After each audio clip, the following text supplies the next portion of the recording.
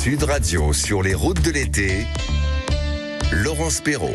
Et c'est jusqu'à 13h et vous venez de l'entendre, Rémi le confirme, la canicule est là, il fera chaud, très chaud. On va parler d'ailleurs de cette canicule avec un météorologue et un médecin d'ici quelques instants. Et vous pour partager vos astuces, vos expériences, comment arrivez-vous à contrer cette canicule ou tout du moins à vous y adapter? Vous n'hésitez pas, vous pouvez nous appeler et venir partager vos expériences et vos astuces au 0826 300 300. À 12h40, je vous propose une très belle balade. Une balade, attention, dans ce qu'on appelle un jardin remarquable, et je vous emmène en Pays d'Auge, dans le Calvados, avec un véritable écrin de verdure, direction Cambremer. Et bien sûr, on conclura avec Rémi qui vient de nous faire la météo, que nous retrouverons tout à l'heure en compagnie de John. Et puis une émission également, vous l'avez compris, de nouveau pour s'informer, pour partager, pour voyager, profiter ensemble de l'été au mieux, surtout quand il fait chaud. Merci d'être à l'écoute de Sud Radio. Sud Radio, le dossier de l'été. Et on va parler évidemment de ces épisodes de canicule qui ne sont plus exceptionnels. Ils reviennent chaque été, parfois plus tôt, parfois plus longtemps. Comment s'adapter à ce phénomène qui se répète? On va en parler évidemment, entre autres pour bien comprendre ce qui se passe, avec Roger Ruat, qui est médecin généraliste. Il nous donnera aussi ses conseils. Et puis avec Patrick Marlière, météorologue et directeur de Media Weather, car nous sommes, ça y est, les pieds dans le rouge. À partir de quand d'ailleurs peut-on vraiment parler de canicule, Théo Amphiarac? Pour Météo France, il y a deux critères, la chaleur et surtout la durée. Pour la chaleur, on regarde les températures minimales la nuit et maximales le jour. Les seuils varient selon les régions. Par exemple, à Paris, c'est 21 degrés la nuit et 31 degrés le jour. Dans le sud, on tourne plutôt autour de 24 degrés la nuit et 34 degrés le jour. Si ces valeurs sont atteintes ou dépassées pendant au moins 3 jours et 3 nuits consécutifs, on parle alors là de canicule. Cet épisode de forte chaleur qu'on vit actuellement est d'autant plus exceptionnel que les températures atteignent des niveaux historiques. Hier, on avait 41,6 degrés à Bordeaux, 42,1 à Bergerac et Angoulême et même 41,5 à Saint-Émilion. Des records ont été battus. Conséquence, 16 départements dans le sud-ouest et dans la vallée du Rhône sont en vigilance orange à partir de midi et 63 seront en vigilance orange. Selon les prévisions, cet épisode devrait durer au moins jusqu'à la fin de semaine. Évidemment, on va en parler avec notre météorologue Patrick Marlière. Face à ce phénomène qui s'installe, est-ce qu'il faut apprendre à s'adapter devient vraiment ça devient totalement essentiel. Hydratation régulière, limitation des activités physiques, aménagement des horaires pour ceux qui travaillent, protection des plus fragiles, voilà, des gestes simples qui peuvent sauver des vies. Mais au-delà de ces réflexes individuels, on va aussi en savoir plus avec le médecin généraliste, docteur Roger Ruat, qui est aussi avec nous. Et vous, je vous attends au 0800 26 300 300. Vous n'hésitez pas. Vous voulez tout simplement témoigner de ce que vous faites en temps de canicule. Est-ce que vous allez aider? Est-ce que vous avez des personnes âgées dans votre entourage? Est-ce que vous travaillez dans un EHPAD? Est-ce que vous êtes boulanger? Est-ce que vous travaillez dehors dans les travaux publics? Venez témoigner des conséquences de cette canicule sur vous au 0826 300 300. Patrick Marlière, bonjour. Bonjour. Vous êtes météorologue et directeur de Media Weather. Merci d'être avec nous. Roger Ruat, vous êtes médecin généraliste. Bonjour docteur. Bonjour. Merci aussi d'être avec nous. Patrick, j'aimerais qu'on fasse un point à 12h12 sur Sud Radio. On a vu évidemment avec Rémi André qui a fait le point météo, notre ami Théo Amphiarac en a reparlé. Aujourd'hui, on parle peut-être même d'être en canicule au-delà du week-end. Oui, et dans les régions du sud-ouest, effectivement, c'est l'impact qui sera le plus important. Ça va se décaler un peu vers le sud-est aujourd'hui. D'ailleurs, à midi, les températures les plus élevées se retrouvaient dans les Bouches-du-Rhône, où on dépassait les 38 à 39 degrés à l'ombre. Et effectivement, on va dépasser sur toutes ces régions les 40 degrés dans l'après-midi. Donc là, effectivement, la vigilance rouge était nécessaire pour mettre en place toute la protection des Français dans leur globalité, des personnes âgées aux enfants. Voilà, il faut protéger tout le monde dans ce type de situation pour éviter ce que avait produit malheureusement la canicule de 2003. On sait plus de 15 000 victimes. Pourquoi ce phénomène est beaucoup plus fréquent et surtout beaucoup plus intense ? Alors là, il y a deux éléments qui sont rentrés en ligne de compte pour son intensité. Il y a d'abord effectivement, on avait déjà eu une première canicule au mois de juin, qui avait été le mois de juin le plus chaud, le deuxième mois le plus chaud jamais mesuré en France depuis 1947. Le mois de juillet a été mi-figue, mi-raisin. En revanche, le mois d'août, il commence avec cette canicule qui qui nous amène donc cet air chaud d'Afrique du Nord poussé par l'anticyclone des Açores qui s'installe sur l'Europe de l'Ouest, et puis aussi une dépression, une ancienne tempête tropicale Dexter qui se trouve sur le proche Atlantique. Comme les vents tournent en sens inverse des aiguilles d'une montre, c'est un vent de sud qui fait remonter cet air chaud du nord de l'Afrique sur l'Espagne, le Portugal et aujourd'hui toute la France sans exception, puisque même le département du Nord est en vigilance orange canicule. Donc voilà cette situation qui va perdurer, on sait, au moins jusqu'en fin de semaine, se décaler ensuite vers l'Est, mais au niveau des températures, on restera au-dessus des normales de saison encore quelques jours la semaine suivante. Waouh, alors on va évidemment accueillir notre deuxième invité et merci beaucoup d'être avec nous aussi pour parler de la façon dont on peut s'adapter ou tout du moins de ce qu'il faut aussi comprendre sur ce qui va être imposé à notre organisme. Roger Ruat, vous qui êtes médecin généraliste, merci de nouveau d'être en notre compagnie. Quels sont les effets directs de la chaleur sur le corps, surtout quand on est dans ces chaleurs de canicule? Alors les effets directs, on va le comprendre, c'est tout simple, c'est la déshydratation, c'est-à-dire la diminution des volumes liquidiens qui sont dans l'organisme, aussi bien les volumes circulants, c'est le sang essentiellement, que l'eau qui est à l'intérieur de nos cellules. Et donc on a affaire à deux types de déshydratation. La déshydratation intracellulaire à l'intérieur des cellules, c'est-à-dire que les cellules manquent d'eau, et la déshydratation extracellulaire qui est la diminution du volume sanguin circulant. Alors pourquoi ? Parce que la chaleur fait évaporer une partie de notre eau par la respiration déjà, puisqu'on perspire et on respire beaucoup de vapeur d'eau. On en perd ensuite par la sudation, donc on perd de l'eau. Et la balance hydrique devient négative et c'est à ce moment-là donc que le premier réflexe de bon sens, c'est de boire évidemment, de boire de l'eau le plus souvent possible au cours de la journée. On a des réactions sur Facebook, je vais tout de suite vous partager avec vous et puis on a Ophélie, puisque vous pouvez nous appeler au 0826 300 300 pour nous raconter votre quotidien face à cette canicule. Alors on a des réactions, on nous dit mais c'est normal, c'est l'été, voilà, on nous remet un petit coup de canicule. Non, on est bien d'accord, Patrick Marlière, qu'on est quand même sur des étés depuis quelques années qui deviennent de plus en plus chauds et de plus en plus caniculaires à des moments particuliers. Ouais, et effectivement, et les climato-sceptiques s'en donnent à cœur joie de dire effectivement il fait chaud, c'est l'été, c'est normal. Non, ce n'est pas normal qu'il fasse de telles valeurs de température. D'ailleurs, hier, on a battu je ne sais pas combien de records de 2003, on a eu cette vague exceptionnelle.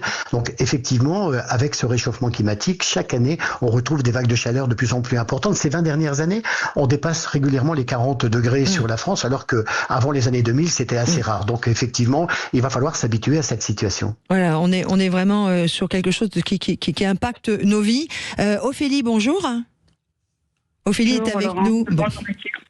Merci d'être avec nous, Ophélie. Vous êtes dans le Gers ? Oui. Et vous êtes ouvrière agricole. Autant dire que ça peut être très compliqué. Heureusement, période de vacances, donc je reste au frais. Voilà, je reste dans ma maison toute fermée, les volets fermés et tout.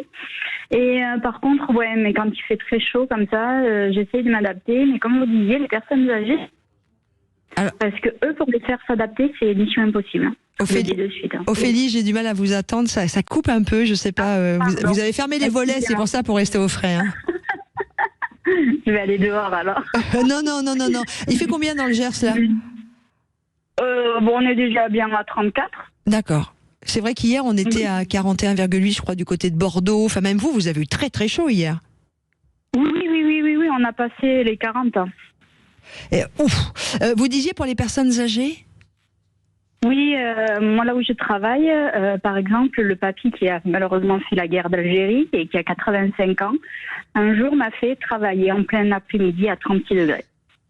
Parce qu'il n'y a pas moyen pour lui, c'est le travail il est là, quel que soit le temps, le travail c'est le travail, il faut le faire. Et on passe pour des feignants à côté de lui, c'est terrible.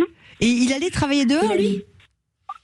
Ah oui, mais moi je vois une fois même sa femme, un jour je lui ai dit, il était midi, donc j'adapte mes horaires, je fais 6h midi, et elle me dit, mais tu t'en vas ?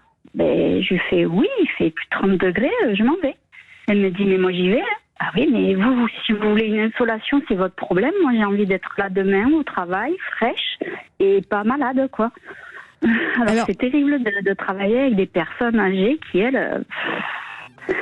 Docteur Roger Ruat, là on est pour le coup aussi sur une histoire de génération et je me souviens que mon grand-père et mon tonton travaillaient dehors, quelles que soient les températures. C'est pas non plus un conseil à donner pour le coup, hein. Non, bien sûr, c'est évident qu'il faut mieux essayer de se protéger aux horaires les plus chauds de la journée quand on fait un travail à l'extérieur des maisons, pour les ouvriers du bâtiment notamment, et puis les agriculteurs. Donc il faut essayer d'éviter les horaires les plus chauds, ou alors d'aménager une hydratation facile autour de soi quand on est en train de travailler à l'extérieur, et ménager aussi des pauses, c'est-à-dire que on peut travailler un quart d'heure, 20 minutes, et puis après on va se reposer un petit peu, se mettre à l'air, au frais, boire et revenir travailler. Donc il y a des possibilités quand même de s'adapter, et c'est vrai que dans les anciens avaient une dureté au travail qui était différente de la nôtre, hein, c'est clair. Et maintenant, il faut protéger les individus, parfois malgré eux. Mais en même temps, quand on voit les températures d'hier, où on a battu des records, moi ça m'a marqué là, le 41,8 à Bordeaux, et c'est pas tout, hein. Du côté de la Charente, regardez, il y a un feu en ce moment en Charente, quoi. C'est pas un département qui est quand même reconnu pour des feux d'été. On a eu des températures qui ont dépassé les 40 sur la partie ouest.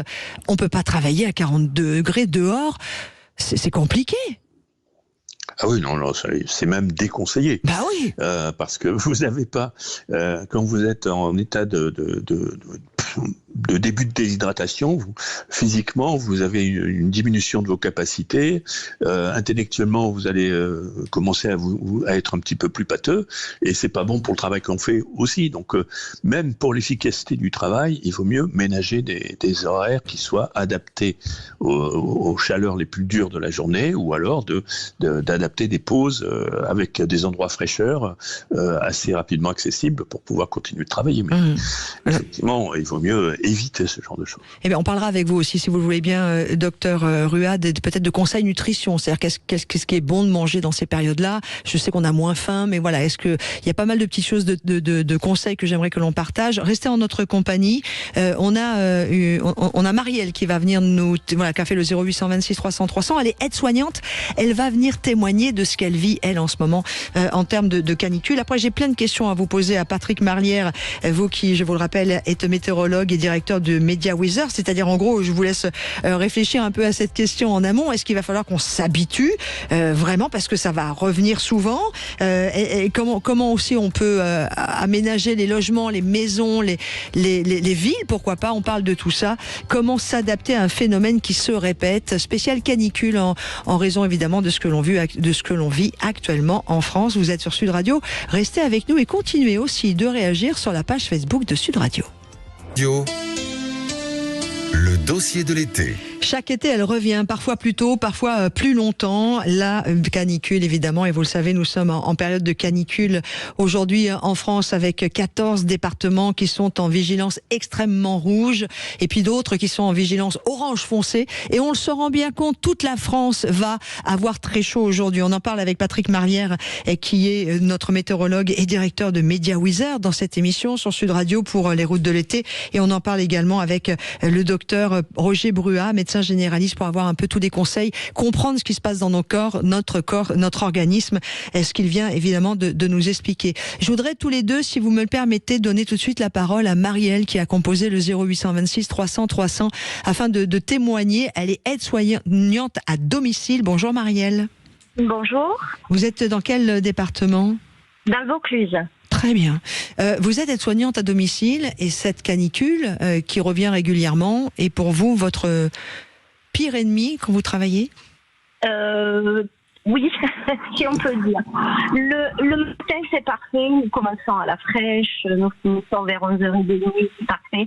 C'est les après-midi, quand nous devons démarrer à 16h jusqu'à 20h. Donc là, c'est un peu plus compliqué.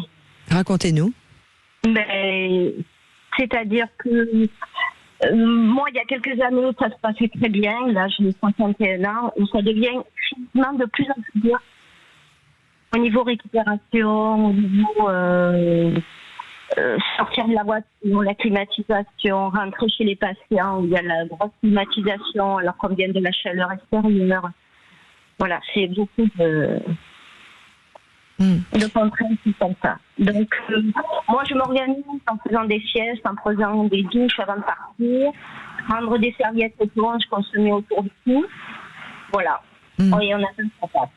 C'est vos conseils. Il y a Béatrice aussi qui nous disait sur la page Facebook de Sud Radio, je la remercie de réagir, elle est à 39 degrés dans le Rhône, donc ça fait à peu près 45 degrés au soleil, nous dit-elle. Elle dit difficile de dormir, je suis HS.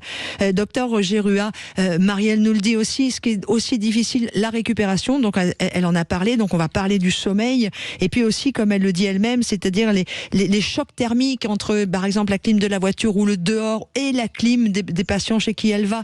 Voilà, là le corps est aussi, pour son métier, et pour d'autres également métiers, elle subit des chocs thermiques qui sont assez importants. Voulez-vous bien commencer par le sommeil, docteur Roger Rua ?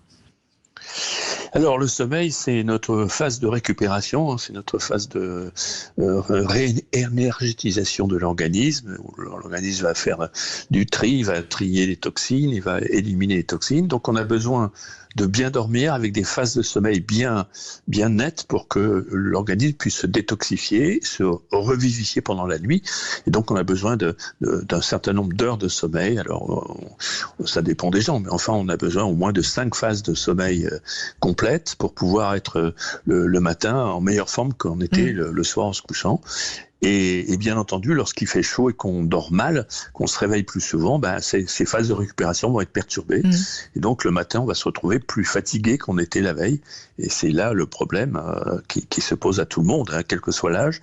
Mais bien entendu, plus on est âgé et plus on est atteint de maladies chroniques, plus ces phases de sommeil et de récupération vont être difficiles et perturber le cours des maladies. Mais pourquoi la chaleur nous empêche à ce point de dormir ? J'aimerais comprendre ce qui se passe au niveau de notre organisme. Alors, notre organisme a un système de climatisation, on va dire de régulation thermique, qui fait que notre température intérieure est aux alentours de 37 degrés en permanence. Et donc vous avez tout un système qui va essayer d'évacuer de la chaleur, de ne pas produire de chaleur. Et dans l'organisme, ce qui produit le plus de chaleur sont les muscles. Lorsqu'on se déplace, lorsqu'on bouge, lorsqu'on fait des activités physiques, les muscles dépensent beaucoup d'énergie et dispensent beaucoup de chaleur. Et cette chaleur-là, il faut l'éliminer pour éviter que la température centrale de l'organisme n'augmente et qu'on ait de la 38-39, de la fièvre qui devient dangereux pour l'organisme. Et à ce moment-là, la nuit, on ne bouge presque pas, et donc les muscles sont au repos, et donc on a cette source de chaleur qui diminue, et le reste de l'organisme peut effectuer une thermorégulation beaucoup plus simple, beaucoup plus facile la nuit. On a aussi, Marielle, comment réagissent les personnes que vous allez voir en ce moment ? Ce sont plutôt des patients âgés ? Oui, ce sont des personnes âgées, on les surveille, on les fait boire, on les met à l'abri de la chaleur, dans les petits courants d'air. C'est de la climatisation. J'ai du mal, ça coupe un peu, Marielle, je suis désolée. Je vais revenir aussi sur votre partie de témoignage, toujours avec le docteur Roger Rua qui est avec nous. Marielle nous expliquait aussi les chocs thermiques. Là, c'est un peu compliqué pour le corps. On passe des fois d'une voiture où on a mis peut-être trop bas la climatisation, on passe dehors, il fait 40, on re-rentre dans des maisons où de nouveau il y a la clim à fond. Oui, effectivement, c'est ce qu'on appelle le choc thermique, c'est-à-dire que cette thermorégulation dont on parlait tout à l'heure, qui est automatique et en permanence pour assurer une température centrale moyenne, elle va être soumise à des excès brutaux, alors soit dans un sens avec la clim, soit ensuite au retour à la chaleur, donc ça fait beaucoup d'énergie de perdue. Or, l'énergie, c'est ce qui nous fait avancer, et c'est ce qui nous fait être en bonne santé, et donc plus on dépense d'énergie pour cette thermorégulation, et moins on a d'énergie pour le reste de l'organisme, pour digérer, pour manger, pour faire des occupations même intellectuelles. Et donc c'est important d'éviter ces chocs thermiques. Donc le conseil, c'est la climatisation dans les voitures, c'est très bien, mais il ne faut pas la mettre à fond. Il faut mettre quelques degrés en moins de la température extérieure, ça suffit déjà pour avoir une impression de fraîcheur suffisante. Et pareil à l'intérieur des maisons, il faut éviter les grandes amplitudes thermiques. Alors ça c'est facile à dire, et Brigitte a raison, sur la page Facebook de Sud Radio, tout le monde n'a pas de clim. Alors évidemment il y a des ventilateurs, et puis tout le monde n'a pas la chance non plus de vivre dans des maisons qui ont été construites il y a longtemps avec des gros murs et qui sont plutôt bien isolés, ou des immeubles un peu récents. Voilà, il y en a qui souffrent vraiment de la canicule. Docteur Brua, il peut y avoir, on a eu malheureusement c'était en 2003, les 15 000 morts. On peut avoir des décès et pas que chez les personnes âgées. Alors, c'est très compliqué, ces statistiques, parce qu'elles doivent envisager beaucoup de choses, parce que le taux de mortalité est soumis à d'autres critères. Donc, ce qui est important de savoir, c'est que plus on a une pathologie qui fragilise l'organisme, plus les effets néfastes de la canicule vont s'accentuer. Donc, on va voir des patients qui vont voir des complications arriver plus tôt qu'elles n'auraient dû arriver, et donc décéder plus tôt qu'ils n'auraient dû décéder. Donc c'est ce qui fait en sorte qu'on a un pic de décès au moment d'une canicule. Mais si on liste ça sur plusieurs années, on voit que c'est simplement une accélération des décès chez les patients en situation chronique ou en situation d'insuffisance corporelle. Donc la chaleur en soi, on meurt rarement d'une déshydratation aiguë quand même. C'est quand même assez rare. On parle évidemment, Patrick Marlière, vous qui êtes météorologue et directeur de Media Weather, on parle de la France, puisque là on va dire la France. Attention, parce que la France est là où je veux en venir. C'est pas que la métropole, la Corse, l'île de Ré, l'île de Noirmoutier, l'île d'Oléron. C'est aussi du côté il y a la Polynésie française, il y a aussi la Guadeloupe, il y a aussi les Antilles, etc. Comment ça se passe de cet autre côté de la mer dans nos autres départements français, qu'ils soient d'outre-mer ou de territoires d'outre-mer? Sur la France et sur notre... Excusez-moi, on a un petit souci avec Patrick, mais on va réussir à le retrouver, parce que je voudrais bien savoir comment, pour nos amis par exemple qui habitent ici, qui sont originaires de Guadeloupe ou d'autre part de notre pays, comment ça se passe par exemple dans les îles autour de nous. On va rester avec vous, docteur Rua, médecin généraliste, en attendant qu'on arrive à retrouver la connexion avec notre météorologue. Sophie est avec nous au 0826 300 300. Bonjour Sophie. Oui, bonjour. Vous habitez à Castelsarrasin. C'est ça, dans le sud-ouest, près de Toulouse. Voilà, vous avez écouté l'émission. Est-ce que la canicule vous impacte? Alors, pas trop, parce que j'ai la chance de travailler chez moi, donc je ne suis pas obligée de sortir si je n'en ai pas envie. Sauf si je suis amenée à intervenir à l'extérieur. Mais disons que moi, de toute façon, la canicule, je la gère assez bien, parce que j'ai vécu dans des pays chauds. Et donc il y a des habitudes qu'on prend naturellement, par exemple se lever très tôt le matin, aérer dès qu'on le peut très tôt le matin, laisser les fenêtres ouvertes la nuit si on peut, et puis rafraîchir la maison par les moyens du bord quand on n'a pas de climatisation. Et je trouve que tout ça fonctionne très bien en fait. Ça dépend où on habite en fait, Sophie, puisque moi j'ai des copains qui habitent dans des immeubles très très mal isolés, et c'est plus compliqué d'arriver à gérer ce genre de situation, quoi. C'est vrai. Mais je pense que le fait d'adapter les horaires, c'est tout de même intéressant, c'est-à-dire profiter vraiment du peu de fraîcheur qu'il y a le matin. Si on n'est pas habitué à se lever très tôt, il faut prendre l'habitude, parce que je pense que ça fait une grosse différence tout de même dans le rythme qu'on acquiert pour la journée. Et puis je vais faire un appel à nos amis jardiniers qui le savent mieux que moi, donc vous n'hésitez pas à nous appeler au 0826 300 300 ou même à réagir sur la page Facebook de Sud Radio. Mais il vaut mieux arroser son jardin le matin à la fraîche que le soir. Le soir, la terre est trop chaude. Le soir, la terre a du mal à prendre, et puis on fait le bonheur des escargots. Donc allez-y plutôt le matin. Je voudrais revenir, vous Sophie par exemple, est-ce que vous avez un petit peu changé votre alimentation, votre nutrition dans ces grandes périodes de chaleur ou pas? Alors c'est vrai que oui, on a tendance à... En été, de toute façon, on mange beaucoup de gazpacho, parce que c'est pratique et ça se conserve bien. Donc c'est vrai que ça, c'est la base de l'alimentation. Et puis on reste sur plutôt des grillades que des viandes en sauce, c'est sûr. Mais bon, on a bon appétit, donc ça ne nous gêne pas non plus. Voilà.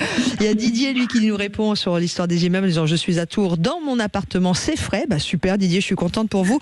Pour conclure ce rendez-vous sur la canicule ou comment s'adapter au mieux, docteur Rua, côté alimentation, côté nutrition, beaucoup disent qu'ils ont moins faim. Alors après, la nature est bien faite, hein. On a exactement ce qu'il faut l'été pour nutritionnellement nous ramener beaucoup d'eau, entre guillemets. Exactement, il faut suivre la nature qui nous guide, hein, c'est-à-dire que les fruits qui contiennent beaucoup d'eau, par exemple, les légumes qui contiennent beaucoup d'eau, sont les légumes d'été, donc il faut les utiliser. La base de l'idée, c'est d'avoir une alimentation qui soit très fluide, très hydratée, et éviter effectivement les trop grosses digestions, c'est-à-dire que le cassoulet toulousain, c'est pas forcément le moment, parce que là, j'ai une fille qui habite Toulouse, c'est pour ça que j'en parle aussi. Oui, moi j'adore aussi. Et pourquoi ? Parce que la digestion consomme 30% d'énergie en plus. Donc, quand vous allez digérer quelque chose qui est long et difficile à digérer, bien vous allez perdre encore de l'énergie, donc perdre de l'eau, et donc vous allez vous déshydrater encore plus. Et donc la sensation va pas être bonne. Donc effectivement, le gazpacho, c'est une bonne solution. Les jus de fruits sans sucre, évidemment. Il faut éviter les boissons sucrées, les fameux sodas, parce que ça déshydrate plutôt que ça ne réhydrate. Évidemment, l'alcool, c'est moins fun, mais il ne faut pas boire d'alcool quand il fait très chaud. C'est malheureusement pour la santé, c'est mieux. Et vous voyez, alors là, c'est ça, plus on essaie d'éviter tout ce qui est charcuterie, tout ce qui est plat en sauce. Vous allez me dire, on n'a pas trop envie, c'est plutôt bien fait pour ça. Et par contre, c'est important que même si on n'a pas faim, de manger un petit peu. Ah oui, il faut d'abord parce que l'alimentation va vous réhydrater. Quand vous mangez une soupe, du gazpacho ou autre, vous allez avoir une réhydratation, des sels minéraux qui sont contenus dans les légumes, des vitamines. Et donc c'est largement, il faut continuer de s'alimenter parce que sinon l'énergie va manquer et l'énergie manquant, on se défend encore moins contre la chaleur. Roger Ruat, médecin généraliste qui était avec nous également pour ce sujet. Comment s'adapter à la canicule qui nous touche en ce moment?